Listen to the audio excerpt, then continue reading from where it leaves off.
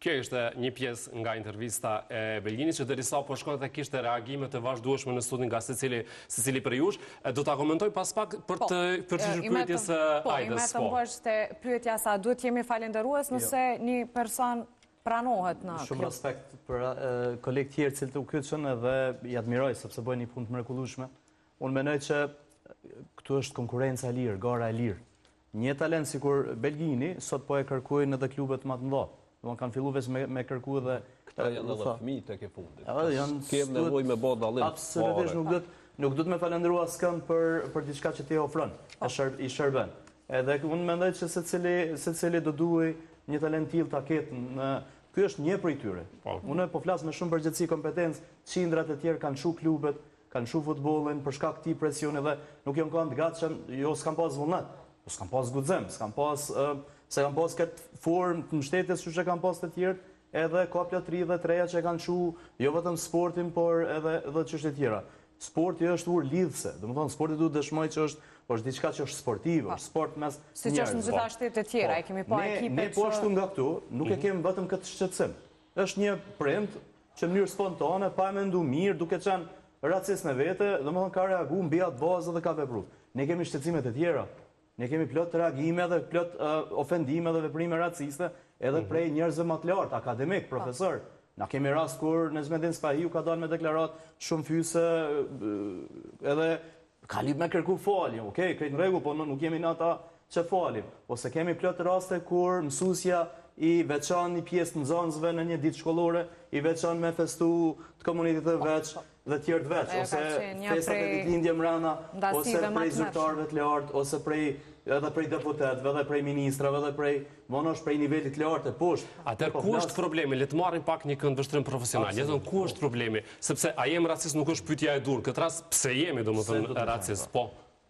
Shiko. Së pari duhet të flasim pak për paragjykimet, diskriminimin dhe stereotipet e cilat këto të rija shkojnë vazhdimisht ndaj komuniteteve të marginalizuara, qoftë komuniteteve, qoftë grupeve të tjera shoqërore tek ne. Paragjykimet janë mendime negative të cilat i kemi karshi një komunitetit, qoftë nga mënyra si duken, apo edhe se çfarë religioni apo çfarë përfaqësojnë ata. Nga paragjykimet ne kemi kaluar tani më në vepra, pra në diskriminim. Diskriminimi është veprim negativ. Ajo çfarë kemi por ne është veprim negativ. Përveç paragjykimeve që tregon lojtari që ka pas më herët ti e kështu me terma pejorative të cilat janë përdorur kundër ti, tani kemi dalë pra me një stat tjetër në diskriminim, pra dhe edhe në sulm fizik, që është totalisht e papranueshme. Ne ende si shoqëri nuk e kemi perceptuar që fëmijët i kanë drejtat e barabarta gjithkund. Ka lojë që shtyhen mes veti, kacafyten, lojtarët, ajo shumë normale. Mirë, po ne kemi parë edhe në Premier League, ka pas kur ndaj një lojtari me ngjyrë është përdor ndaj term pejorativ, mirë, po lojtari është dënuar me shumë atë me parash edhe me mos lojë me 6 muaj një vet. Mirë, po këtu tek ne thjesht dhuna ka filluar të shndrohet në normalitet. Hajde se s'bëhet kur gjë, kalon 2-3, i ndodh dikujt tjetër se lajmëron rastin hiç, tjerët e shohin që nuk ka veprime dhe lajnë krejt këtë farpune. Thonë, okej, ne ashtu kështu jemi të marginalizuar, jo. Ky rast, Belginin duhet me bosh shumë atë fort, po realisht e ka lëndu dhe ka thyer shpirtërisht. Unë i kuptoj të gjithë personat. Absolutisht. Natyrisht kuptohet insistimi i prindit, i babait, domethënë që më nuk e la me që nuk do duhet të ndodhte, kjo natyrisht. Jo, realisht si prind, unë e kuptoj si prind, domethënë.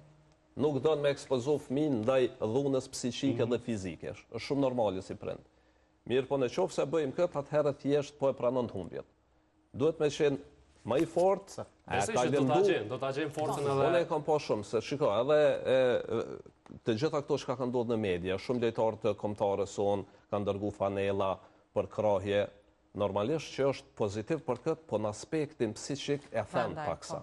Këto është problemi, se pikrisht, është vëmendje. Me njëherë pas rastet edhe që vinë të kështu. Absolut, edhe tash unë i ndëgjova disa raste të reja, tash në qoftë se nuk e di ky lojtari me numër 9 ka qenë djali prindi që ka sulmu, apo ka qenë tjetër... Po, Denis në fakt përmendi disa raste Belgjini në deklaratë. Pra, bëni një përmbledhje gjithë atyre që ai është ndi ofenduar gjatë lojës që e ka bo vazhdimisht. Që është gjuajtur madje edhe me çadër. Që nuk e kanë lënë me festuas golin që e ka shërnu, pra...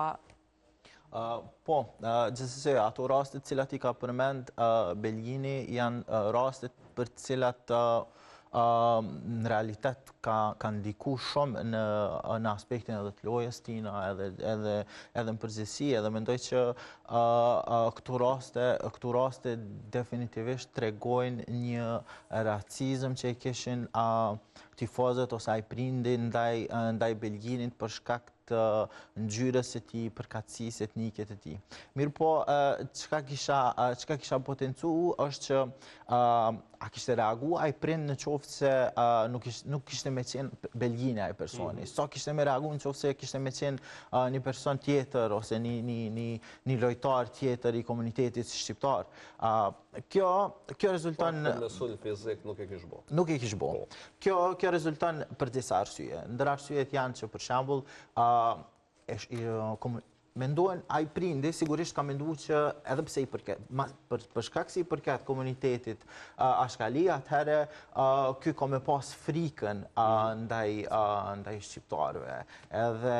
Ose edhe prindi ka menduar në qoftë se është i komunitetit Ashkali, atëherë unë kam atë lirinë që më mujt me sulmu fizikisht për shkak se nuk ka me pas edhe mbrojtjen, siç e tha edhe Belgjini, prej prindërve, prej vllaut ose prej shoqërisë, ka qenë vet aty, edhe prindi e ka shfrytzuar momentumin edhe ka reagu fizikisht ndaj tij, gjë që ka qenë një gest jashtëzakonisht shumë i dëshpëruar prej anës tonë, edhe në përgjithësi çdo raste po mendoj që është koha që si shoqëri në përgjithësi është koha që ne të reagojmë edhe të ndalojmë. Mundemi prej këtij rasti me reflektu si shoqëri edhe me ndalu këto rastet për shkak se nuk janë raste të vetme të cilat ndodhin, janë raste të cilat potencialisht mundën me ndodhë edhe më tutje, por në qoftë se po reagojmë edhe kanë më marë parasysh, atëherë po mendoj që mundemi me ndryshu qasjen edhe pozitën e komuniteteve Rom Ashkali dhe Egjiptian në Kosovë. Vetëm për pak do ta ndërprej temën sepse kemi një lajm të fundit. Por jemi live edhe kemi një lajm të fundit që sapo ka arritur në redaksi dhe patjetër që do ju njoftojmë për të. Gjykata themelore e Prishtinës ka lëshuar flet arrest ndaj Milan Radojčićit dhe 19 serbëve të tjerë të dyshuar për veprën penale, krime, lufte kundër popullatës civile. Sipas dokumentit që mban datën e 15 prillit, Radojčić ishte nënkryetari i Partisë së Serbëve në Kosovë. Lista serbe akuzohet se ishte pjesë e një grupi serbësh që vran 106 civil shqiptar, trupat e të cilëve më pas u gjetën në një varrezë masive në Serbi.